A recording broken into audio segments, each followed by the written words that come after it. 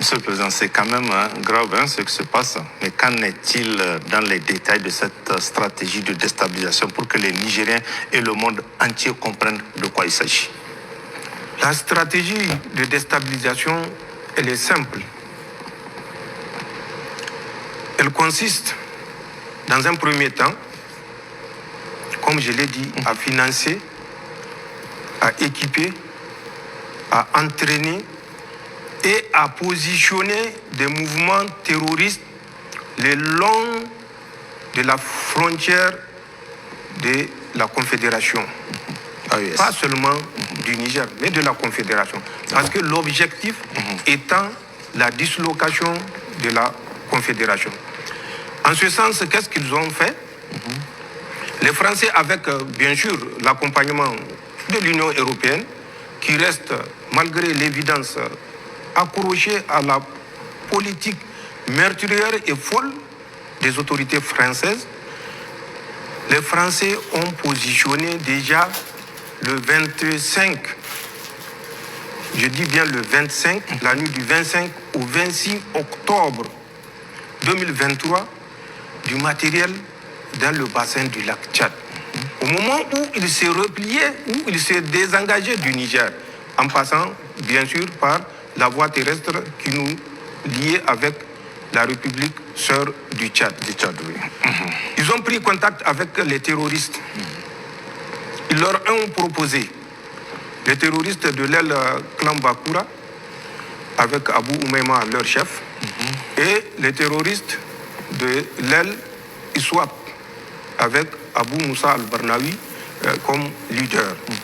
Ils leur ont proposé le financement, l'entraînement, l'équipement, à condition que ces mouvements acceptent d'aller en guerre contre la République du Niger, à condition que ces mouvements acceptent aux troupes françaises d'occuper le bassin du lac Tchad, certaines îles que nous connaissons, mais que nous tairons le nom pour des raisons évidentes. Ils ont fait cette proposition aux deux ailes de l'ancien Boko Haram de Youssouf Mohamed, si vous vous rappelez. Quand ils ont fait la proposition, la nuit du 25 au 26 octobre 2023, l'aile Bakura a été plus conciliante. L'aile Swap avait ouvertement dit qu'elle n'est pas prête d'aller avec les Français pour s'attaquer à quelques pays musulmans que ce soit. Leur combat, c'est pour l'islam, selon eux. Mais l'islam, on n'apprend pas au Niger l'islam. Bien sûr. 6e califat, l'islam était introduit au Niger. Pour vous dire, la stratégie utilisée par la France, ce n'est pas le premier contact. Ils ont continué et ont gardé la permanence des contacts avec ces mouvements terroristes. Ils sont partis pour créer le mouvement Lakurawa. Ce mouvement Lakurawa qui a fait couler beaucoup d'encre. Mais nous avons, et comme je l'ai dit, Dieu est avec le véridique. Bien sûr. Nous avons eu, à travers des opérations spéciales conduites, à interpeller des chefs terroristes qui nous ont déclaré tout ce que je viens de vous dire et que je veux vous dire. Les Français, en les abordant dans le lit du lac Tchad, avec des responsables nigérians, notamment celui dont j'ai parlé, Ahmed Aboubakar, l'ancien chef Roufaï, de l'agence NIA, les Français leur ont proposé d'ouvrir une base dans la région de Sokoto, une base qu'ils ont baptisée Gaba, dans un environnement boisé dans la région de Sokoto. C'est en mars 2024, mars de cette année. Oui, tout à fait, 2024. Ils leur ont proposé, une fois cette base ouverte, c'est de faire la jonction entre l'État islamique au Grand Sahara qui opèrent au Mali, la jonction avec les éléments terroristes de ISWAP qui sont dans le bassin du lac Tchad. Je dis bien ISWAP, pas Boko Haram, Bakura. Ensuite, il y a une aile terroriste qu'on appelle Ansarou. Quand nous avons eu cette information, nous avons pensé que le Nigeria était le Nigeria. Nous avons appelé Ahmed Aboubakar Rufai pour lui faire part de l'intention qui se dessine dans le sens de l'ouverture d'un front Lakurawa dans le Sokoto et dont la base sera composée de l'État islamique au Grand Sahara qui opère dans le nord Mali, de Ansaoul qui opère à l'intérieur du Nigeria et de ISWAP. C'est une branche de l'État islamique, mais qu'ils appellent la Daoula des îles, et qui est sous les ordres, comme je l'ai dit, d'un certain Abou Moussa al-Barnawi, qui est le fils de Youssouf Mohamed. Son vrai nom, c'est Habib. Donc, avec les combattants de ces structures-là, voilà l'intention que la France a d'ouvrir un autre front. Nous l'avons fait parce que nous avions pensé que le Nigeria était sincèrement engagé dans la lutte antiterroriste. Nous avons permis aux agents nigériens de prendre contact avec les terroristes que nous avons arrêtés, les chefs terroristes des émirs. Ce n'est pas un, ce n'est pas deux, ce n'est pas trois, qui nous ont tous rapporté la même chose. Nous l'avons appelé, son équipe est venue, la DG2SE a mis à leur disposition les moyens roulants, les a pris en charge pendant près d'une semaine pour qu'ils mènent les investigations et découvrent. Malheureusement, nous regrettons de l'avoir fait puisque nous avons compris que ce débriefing a conduit certains émirs à se braquer parce que le message qui leur a été passé était un message de fourberie, de tromperie, de duplicité. La France ne s'est pas arrêtée à ça. La France a continué. Ensuite, dans les bassins du lac Tchad, qu'est-ce qu'ils ont fait? Après la rencontre du 25 au 26 octobre, ils sont revenus dans la nuit du 10 au 11 janvier pour débarquer un lot important de matériel, armement et autres au profit des terroristes El Bakura. Le 29 janvier, plus tard, ils reviendront sur une île qu'on appelle Bourtungur, Bourtungur qui est à 10 km à l'est de Bosso, où les terroristes étaient réunis pour la circonstance. Toutes les armes jugées être vétustes par les Français ont été remplacées. Les armes individuelles AK-47, que ce soit les armes collectives et les équipements, notamment à travers la fourniture des mines. Tenez-vous bien, même des mines antipersonnelles, alors que l'usage est officiellement interdit et que la France est signataire de cette interdiction. Ils les ont dotés de ces armes-là. Ils les ont dotés des armes anti-chars, donc des mines. Ça s'est passé le 29 janvier 2024. Plus tard, ils sont revenus. Et ça ne fait que monter en surenchère. En novembre, octobre d'abord, le 16 de cette année, ils sont revenus avec d'importantes sommes d'argent.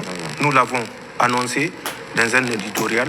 Ils ont toujours engagé de leur volonté et pour prouver au mouvement Boko Haram qu'ils sont sincères dans leurs relations et qu'ils ont promis l'équipement, non seulement, mais la fourniture des vedettes.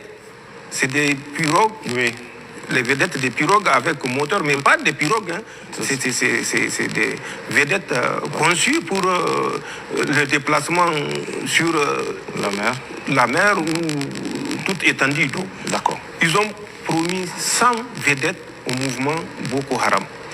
Le 7 novembre, ils sont revenus avec, tenez-vous bien, pour l'aile Bakura, 1 milliard de francs CFA. Pour l'aile réticente de ISWAP, ils ont promis 4 milliards de francs CFA s'ils acceptent seulement que les Français s'installent définitivement dans leur zone d'influence à l'intérieur du Nigeria. Puisque c'est une zone où j'ai servi et je connais particulièrement toutes les îles du bassin du lac Tchad, que ce soit du côté du Niger, que ce soit du côté du Nigeria, que ce soit du côté du Tchad. Nous avions manœuvré à pied pendant des mois en 1996 et en 1997. Donc c'est une zone que je connais parfaitement. Ils ont promis, si ISWAP accepte qu'ils s'installent, 4 milliards de francs CFA. À l'État du Nigeria, ils ont promis une somme.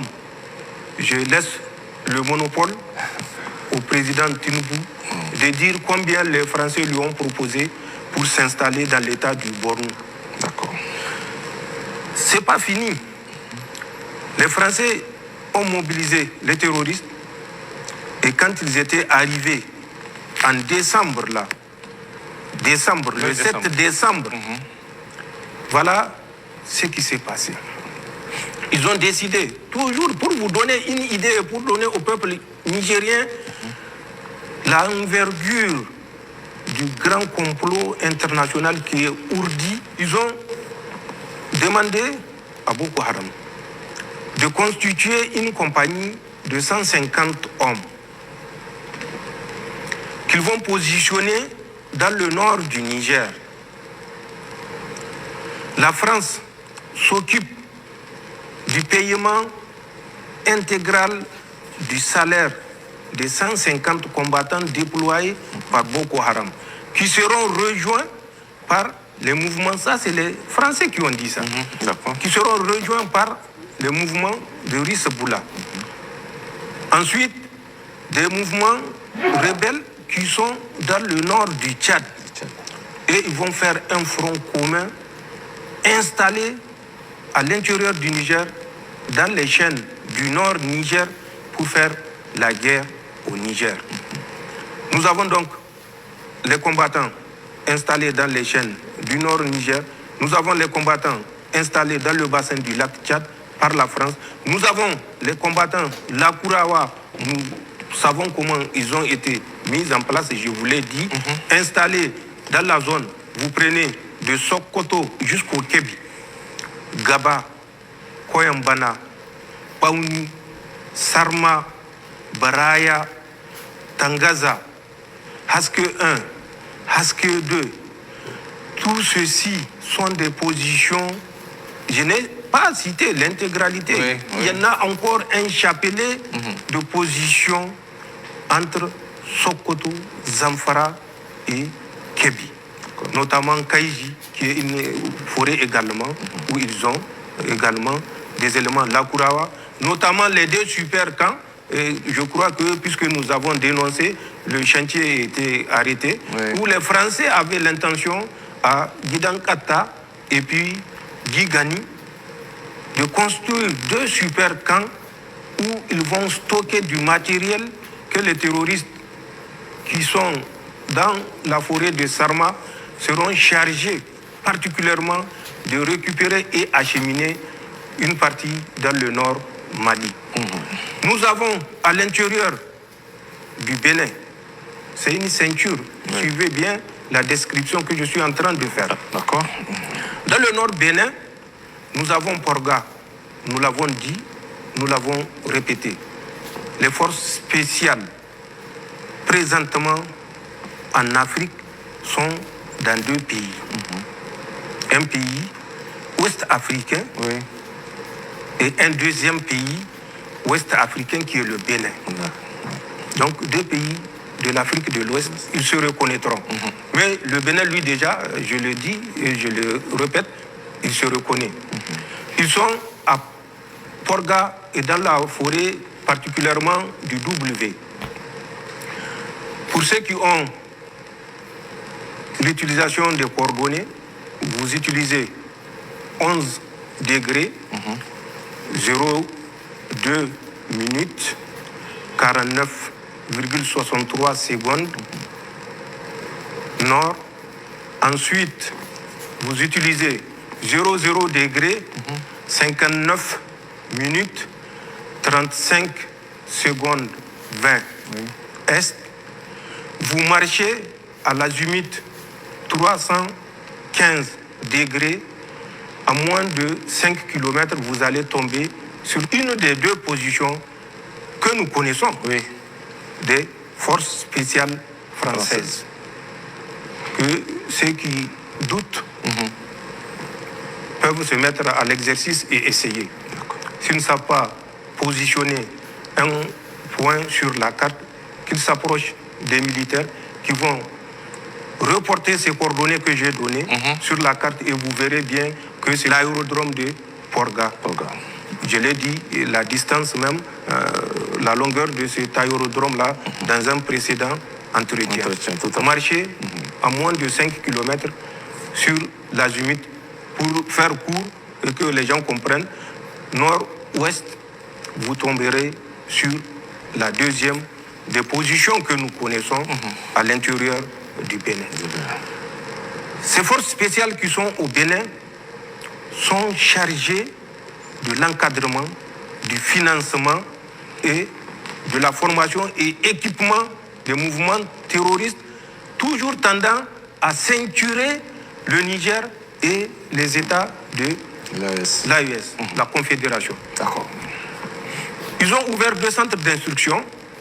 Un centre d'instruction qui est à l'intérieur du Niger, un autre centre d'instruction qui est à l'intérieur du Burkina Faso, non loin de la frontière avec le Niger.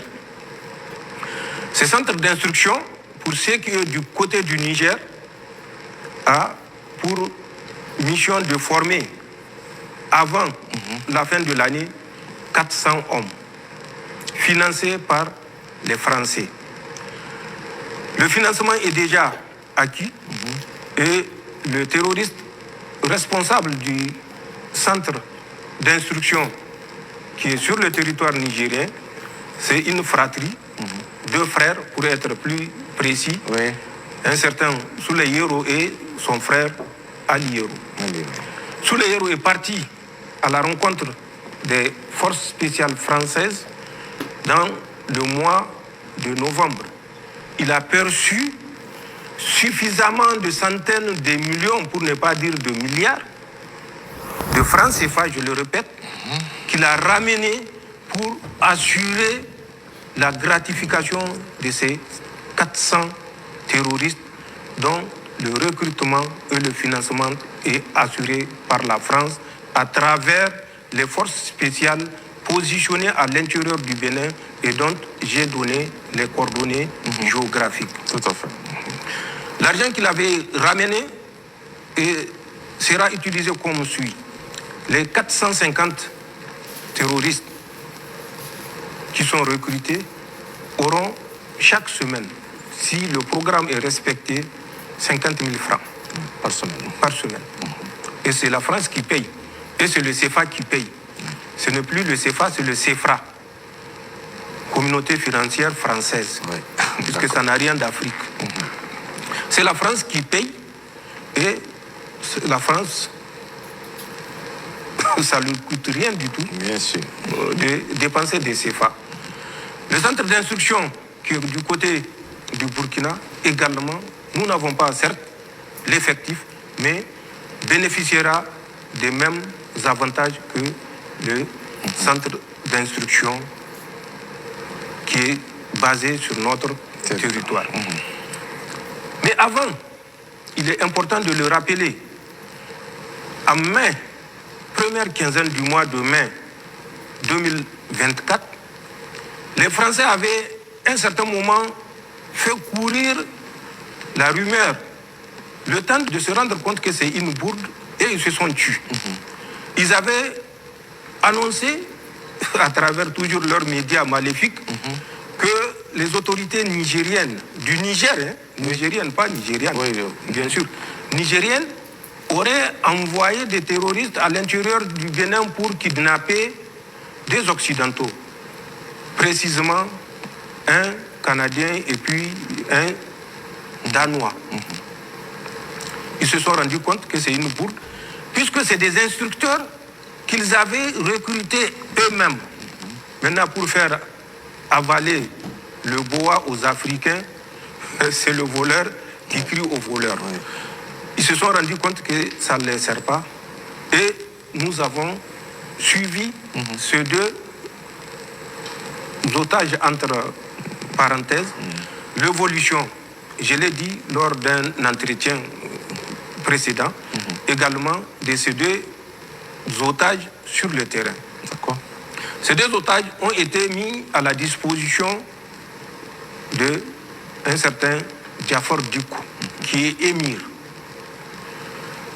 Ces deux otages, entre parenthèses, avaient pour but de former dès lors les mouvements terroristes. Je vous parle de mai 2024. Quand ils ont fini la formation sur la position de Jafar Dukou, alias Abou Mahmoud, ils ont été récupérés par un certain Sombo Doktoro, qui n'est autre que le gendre de ce Jafar Dukou, accompagné d'un certain Habib Djoul, je le répète, je l'ai déjà dit. Ils les ont récupérés, ils les ont ramenés toujours du côté du Burkina, dans la ville de Déo. Nous suivons leur mouvement, nous étions informés au jour le jour de leur mouvement, au jour le jour de ce qu'ils dispensent comme cours au profit des terroristes, et au jour le jour de la progression de leur macabre plan. La boucle n'est pas bouclée pour les Français. En Côte d'Ivoire, en août 2024, le 6 août précisément, les anciens Nigériens qui sont... Des anciens Nigériens, vous dites? Oui, des anciens Nigériens. Vous avez suivi la déchéance de leur nationalité. Je reviendrai là-dessus sur certains experts qui polémiquent sur cette déchéance de nationalité. Donc, ont été convoqués à une réunion à Abidjan. 8 représentants des déserteurs nigériens, des fuyards nigériens, étaient arrivés à Abidjan le 6 août. La rencontre qui devait avoir lieu le 8 du mois d'août était une rencontre de haut niveau. Elle s'est tenue à Jacquesville, c'est toujours non loin d'Abidjan, en Côte d'Ivoire. Pour les autres de moindre importance, ils ont participé à la rencontre du 7. Mais la rencontre du 8, un ex-général avait participé pour représenter le Niger, bien sûr, en présence de la France et d'une autre puissance. Et au cours de cette rencontre, il a été décidé de former, avant la fin de l'année 2024, des troupes qui vont être utilisées pour déstabiliser les pays de la Confédération. Cette formation aura lieu du 2 octobre au 15 novembre au 43e Bima, le fameux camp que les Français auraient remis généreusement, sans tambour ni trompette, aux Ivoiriens. La formation s'est tenue dans ce camp et effectivement, une centaine d'agents subversifs ont été formés dans ce camp, mais pour camoufler le recrutement de cette centaine d'agents subversifs, ils ont été associés à des forces spéciales ivoirienne. Ils ont été associés à la garde républicaine ivoirienne. Ils ont été associés à la sécurité du président de la République de Côte d'Ivoire. Ils ont été associés au bataillon du commandement et de soutien ivoirien. Ce sont ces 4 formations ivoiriennes, plus la 5e formation de la Confédération, comprenez bien ce que je veux dire, qui ont pris part à cette formation au 43e BIMA du 2 octobre au 15 novembre, soit 6 semaines de formation. Pour qu'ils comprennent que ce que nous disons n'est pas juste de la fabulation, le contenu de la formation était essentiellement sur l'utilisation de 3 types d'armes, notamment le FAMAS qui est français, un type d'arme que nous n'utilisons plus, mais qu'ils ont modifié, qu'on appelle arme automatique modèle 52, à laquelle ils ont adapté une lunette de tir.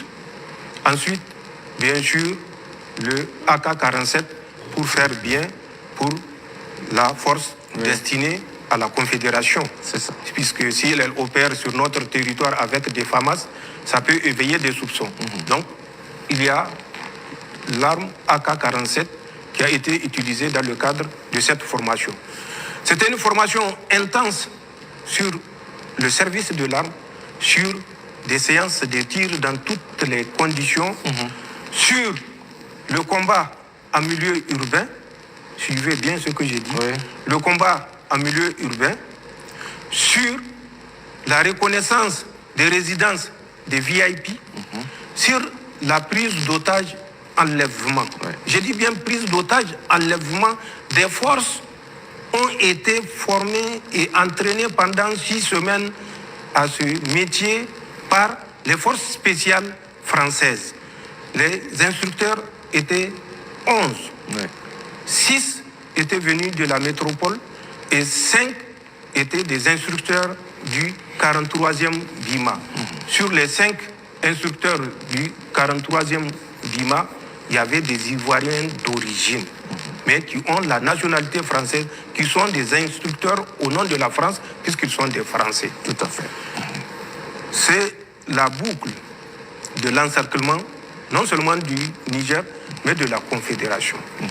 Voilà ce que la France est en train de faire, malheureusement, et nous sommes au regret de le constater, avec l'accord, malgré les démentis hypocrites des chefs d'État africains, des responsables africains, tout simplement parce que pour eux, le sang versé dans la Confédération, s'il leur permet de faire un 2e ou un 3e mandat ou un 4e, n'est pas une perte. Tout à fait.